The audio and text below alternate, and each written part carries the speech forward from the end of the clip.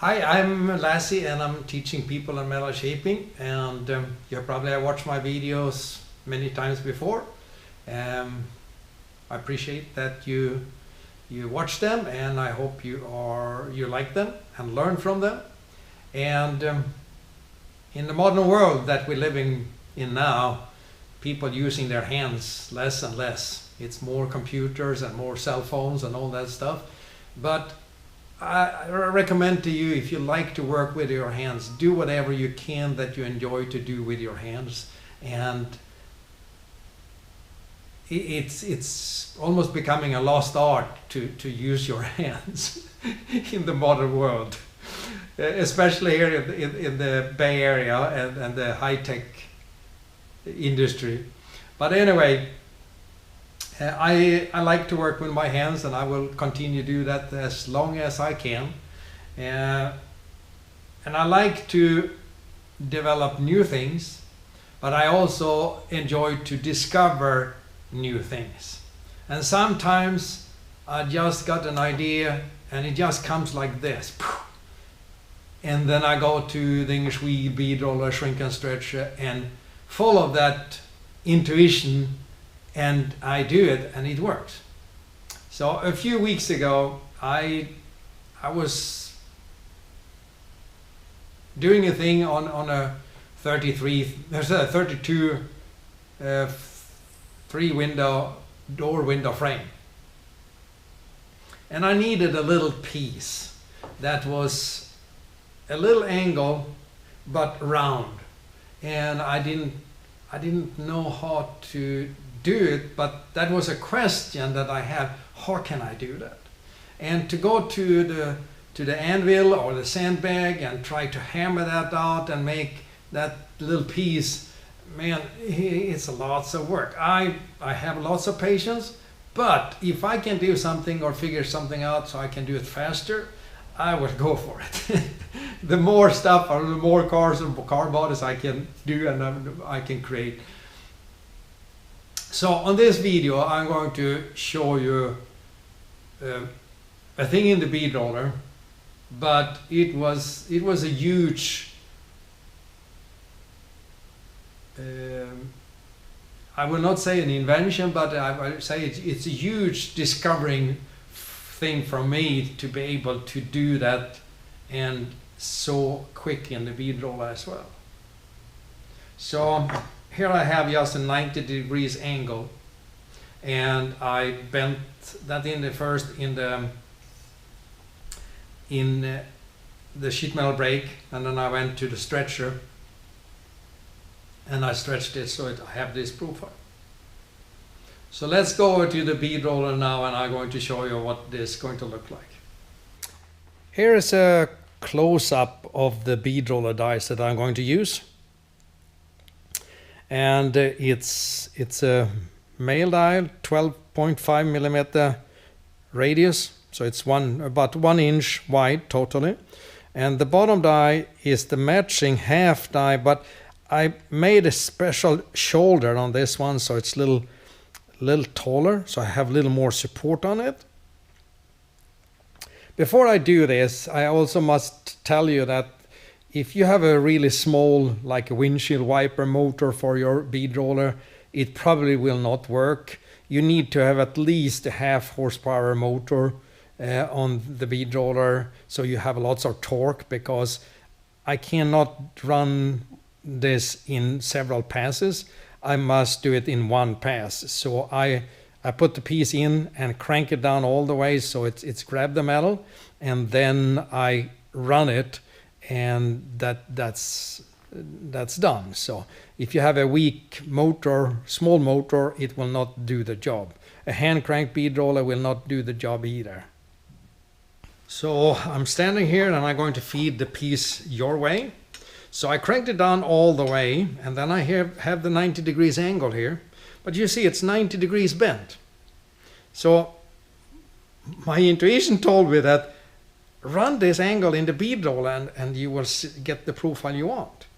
So I followed my instinct, and then I push it in like that, And you can see now that this one is actually round that comes out there.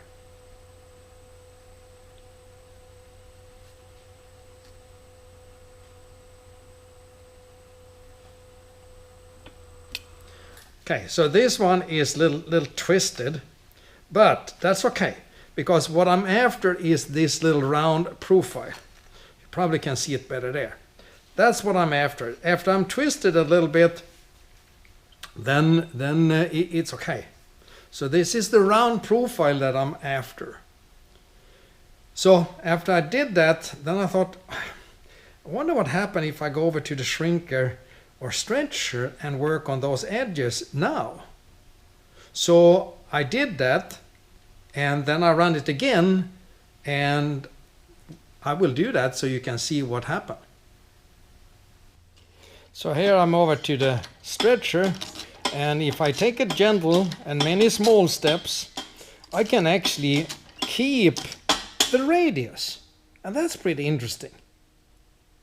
Let me go over to the shrinker and do that as well. So here I can do the same thing with the shrinker. And you can see actually that I can keep the radius pretty. It's actually easier to keep it round or with a stretcher, but the shrinking, it makes it a little more peak, a little more sharper. So I can go over to the bead roller and I can run that again. So I'm going to run this one more time. It looks like an S now. And then I'm going to run this one more time in the bead roller. And that little damage that I got from the shrinking in the corner there, it will go away.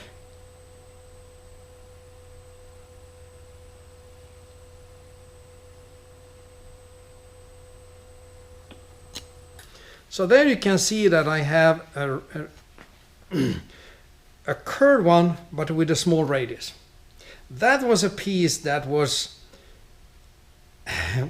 difficult to do that with a hammer and a dolly. I know that I could do it, but the time and the result, I wish that could be better. And here I can make it smooth with the bead roller, and I can get that profile. So after I discovered that on a straight piece, then I made it curved. But then I thought, what happened if I make this so I stretch the edge before I run it? So it's when it's 90 degrees, and if I stretch the edge, what happened then? So let's do that. So here I have another piece that is 90 degrees angle, but I stretched it so it's 90 degrees that way. And now I'm going to run that, and then we can see the result there. So I start on an angle there, and I have the dice all the way down, so it's grab the metal.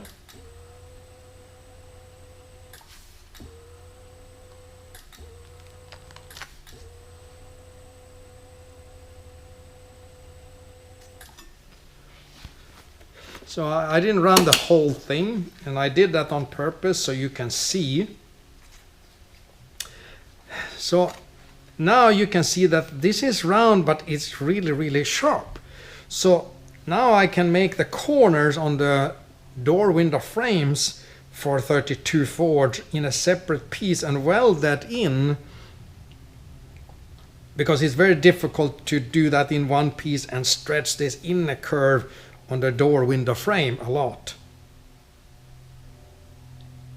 So I'm really excited to discover new things, and I can shrink and stretch this to whatever I want. But here you can see the transition over from 90 degrees to the round one, and it works really good.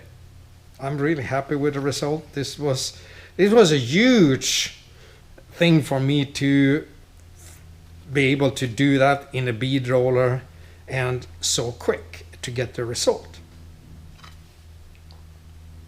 So one thing leads to another thing, and the more you know, the more you will discover new things, which is exciting, and you can do better job, you can do that faster, you can get more done.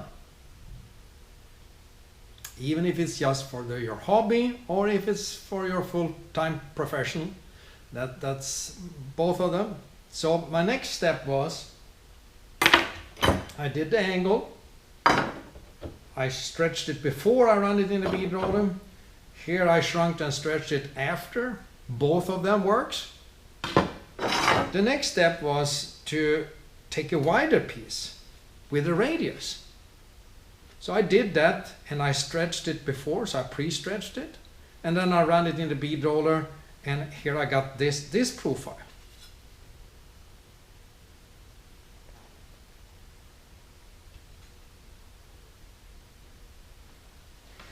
So I was really excited about that. And the profile here, I don't need to follow just that profile. I can switch the dies in the bead roller to different profiles. And I can custom make the dies for that specific profile if it's something that I know that I can use for many different things. So after those three pieces, then the next step was to run both sides on the U channel. So I bent it like this in both edges in the sheet metal brake. And then I ran this one, and then I made this round, and then I stretched it on both sides. Then I took my offset wheel, the small narrow offset wheel in English wheel, and rolled this one up just a little bit after, so I got that little round profile. It was a little too flat, so I don't know what to use it for, but now I know that I can make it if I need one day. So there you have three different pieces, four different pieces. Then I thought, what happened if I bent both edges like this, 90 degrees in the sheet metal brake, and then run it in the bead roller, but only run one side? What is it that I'm going to create then? So let's do that. So same dies as before, and now I have the U channel, but I'm only going to make it round on one side.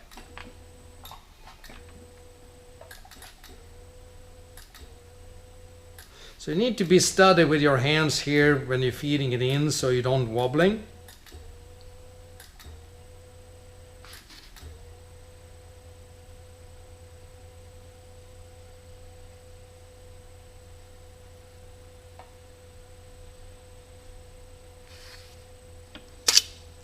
So now you see that I have one side that is 90 degrees flat, like that.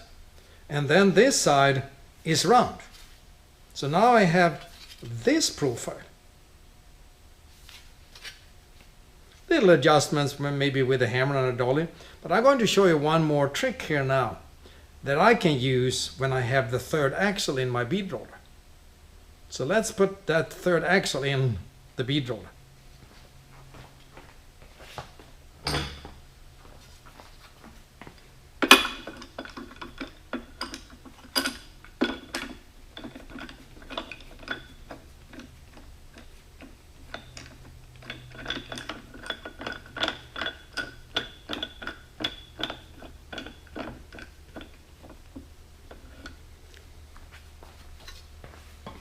So now to run that again, I need to adjust this one. But what happened here is that I can have support on this side here. So you see, I can adjust this in and out like that. And now it's easy to steer it, so I can run that between there. Now it will be more the same width of the panel because I have support from the third axle.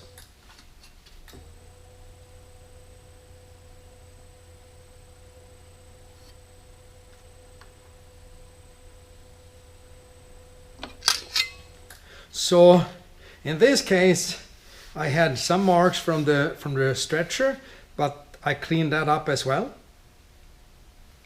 I have a little mark because it was the height of this, it was difficult to reach into the shrink and the stretcher, so I got some of those marks here, but I can take care of that with 2 flat dies in the bead roller, one that is small and one that is bigger, so the small die can go inside this channel and I can flat that out instead of using the hammer and a dolly. So now we have one more profile there with 1 round and 1 sharp. And what you're going to use it for, I have no idea, but I want to teach you so you can really do a shortcut here in your learning curve, and the time it takes for you to figure this out. Now you can go and you set up those dies in the bead roller and you can do it. So now I have 5 different models that I use the same technique in the bead roller to make it 90 degrees first and then make it round in the bead roller. And I'm really happy with those profiles, and I have started to experiment with different width of them as well. And I can do both sides. I can do an angle and I can shrink and stretch so that I can go an inner curve and an outer curve. And then what I actually needed for was the door window frames. And here you can see a really 90 degrees this way, and it's a really small piece. So this is a little tricky to do if I'm going to hammer this out from a flat piece. It will take me a while to get that profile. But I could stretch it in the stretcher and run that 90 degrees and make it round. I really like that one there. There I saved hours of work. But I had one more question, and that was, it came up in the middle of the night or early in the morning. What happens if I do the same thing with stainless steel? Is that possible to do? So I cut out the metal in stainless steel and bent it in the sheet metal brake, both sides, and kept the plastic, the protection plastic on it. And then I run it in the bead roller, and it worked. Then I start stretching it in the stretcher, and it's difficult because it's so narrow, but I could bend it out a little bit and then stretch it and then bend it back, so it worked. And then I run it in the bead roller and made it round, and it actually works. So now it's up to you in your imagination what you're going to use this for, but keep it in mind because this can be really helpful. And for me that was it was huge to come up with this kind of small details that I can do. So you can imagine with those profiles here, now it's actually possible to do garnish moldings for 32, 33, 34, 4. It's just different profile on the dies in the bead roller. But other than that, it is actually possible to do. It will not look 100% exactly with the profile inside here as the Henry Ford made them, but the outside you can make that so that looks identical. It's just different handmade dies for that profile, and it can be done. So that's what I had for today. I will be back here soon with more videos. But if you want more information about the classes, step 1 and step 2, and you can go to www.lazzemetalshaping.com. And if you have any question about the step 2 class, what you would like to learn on the step 2 class, go to my website under contact and send me an email. And let's see what you have in mind. Thank you for watching and have a wonderful day. See you next time.